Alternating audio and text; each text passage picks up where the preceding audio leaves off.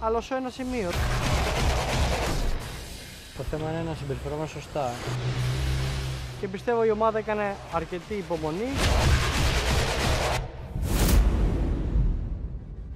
Καλώς ορίσατε σε ένα ακόμα αγώνισμα εδώ στην καταπράσινη Δομινικανή Δημοκρατία. Πάμε λοιπόν να δούμε ποιο είναι το σημερινό έπαθλο που θα κερδίσει η νικήτρια ομάδα. Και μιλάμε για τα...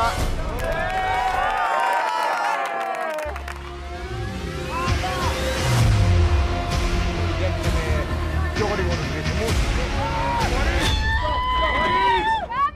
Οι δύο παίκτες είναι σχεδόν μαζί. Ζωγάνης κολλάει λιγάκι. Εδώ!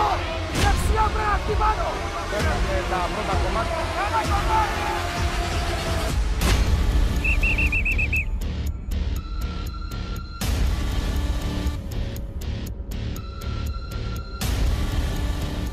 Μπήκα τελευταίο στην ομάδα και όσο και καλά να έχω ενσωματωθεί, πολλές φορές αισθάνομαι ότι είμαι ανάμεσα σε δύο υποομάδες.